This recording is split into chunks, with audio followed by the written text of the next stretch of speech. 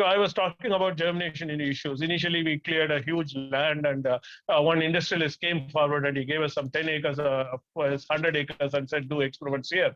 And we cleared the whole land, which was full of Prosopis juliflora, which is an invasive species, just like your, what you call, eucalyptus or Lantana camara in the forest. And we cleared that land, and we cleared 10 acres. Then we decided to grow only 5 acres. We planted it all with this breeder seeds of Karangani, which we got from the Tamil Nadu Desi Cotton Research Center in Kovilpatti.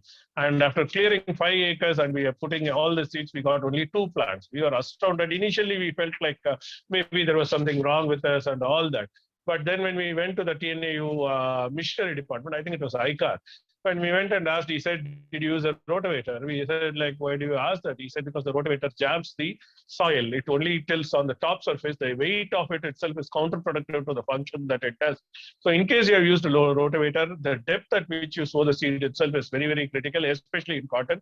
Cotton germination is still, quite tricky. 70% germination is considered a huge success, and especially in Desi cotton, it was all the more difficult. We told him, see, we used a JCB to clear the Prosopis trees. Then he said, just forget it. So that was a huge loss, but fortunately the industrialist was willing to take the bill, kind of like. Then we looked at the, what you call, the seeds that we got, which were Desi hybrid. And when we gave it to the farmers, and as usual, it was what you call, started raining and we were out of stock, and it was last minute. We gave the seeds, they went ahead and they sowed. And we thought, let us just check the germination issues in this cotton. And we did a germination test, and to our horror, not even one seed germinated. We really didn't know what to do, actually, because we had given it to the farmers. The farmers had spent money and they had put it, and we got it from a very good source, which is a very well-established company, and we are at crossroads. And to our surprise, all the cotton grew up in the field, actually. Then we went and asked the farmers, what did you do? Then they said, like, no, we mix it with cow dung, and we make it into a slurry, and then it is coated, and then you have to shade dry it, and only then you have to sow it. Then it's when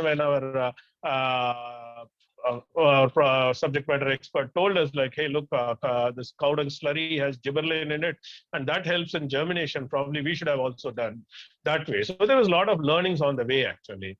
While all this we were working, there were 2 other developments which helped us to move forward. One of my fundamental issues was, like, while Indian cotton is short staple, why do we try to look at higher counts? Why can't we exploit its natural thing, which is a short count? With a short count, short staple, you make a smaller count. And the denims are very, very well suited for short staple, actually. And therefore, like, because the count is 10, the denim is always thicker, and therefore you can straight away make it. And there is always a demand for denim pants. So therefore we started working on denims. We later realized that there is a particular variety of denim called a selvage denim, which is of very high value.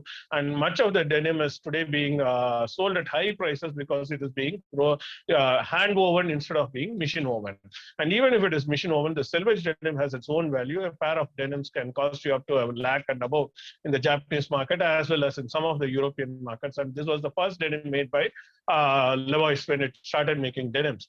And therefore there is a range, and therefore we started working towards making selvage denims. Typically, your selvage denim is a machine which is used was a Sakamoto, which is a Japanese origin.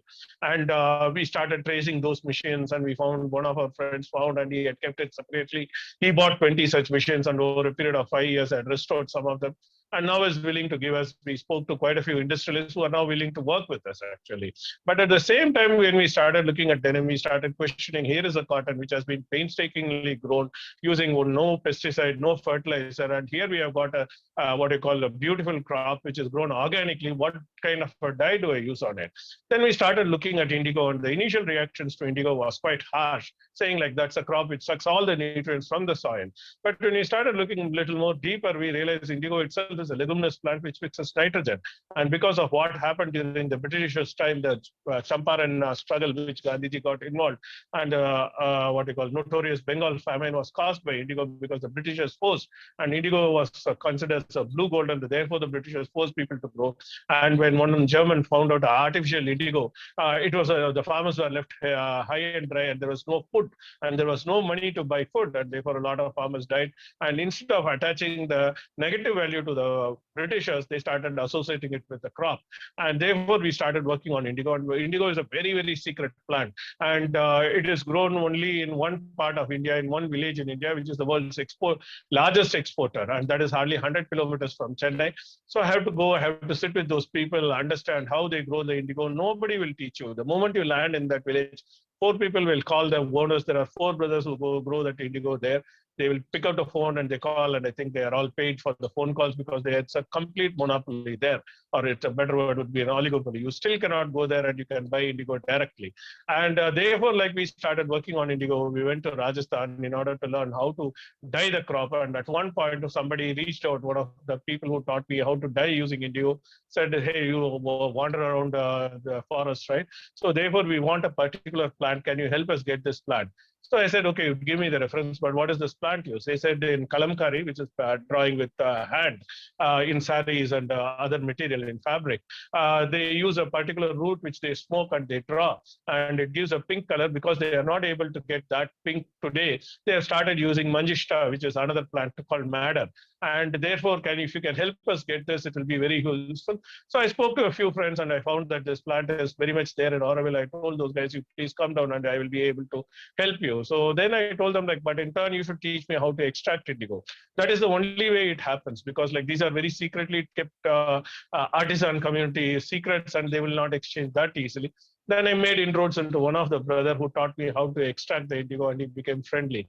Unfortunately, when we grew the indigo, this gentleman passed away due to corona, and his son was trying to help me, who is a doctor in Delhi.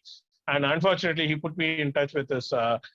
Fortunately, he put me in touch with this uncle who was helping me to cut the indigo and extract the dye. But just before harvesting, he got corona, and I was unaware of it. And finally, we had to plow back all the indigo. So our indigo story is very long. I don't want to go into that. But having said that, then we slowly learned, and then we started teaching many people how to grow indigo in Jaipur, in Uttarakhand, in Assam, in Mysore, in so many areas where we said this crop is really good and actually you can make a lot of money. But interestingly, indigo is more used as a hair dye instead of a textile dye, actually. And your regular hair dyes contain very high levels of ammonia or PSP, whereas indigo, if you use with henna, then it starts it's a natural dye which can last for 15 to 20 days. We also found a substitute for henna in another plant called Cassia tora, which grows very wild and in abundance, and is also a hair smoothener. Though that work is still pending because we had to focus more on the textiles. But it is actually the hair dye which is more established industry.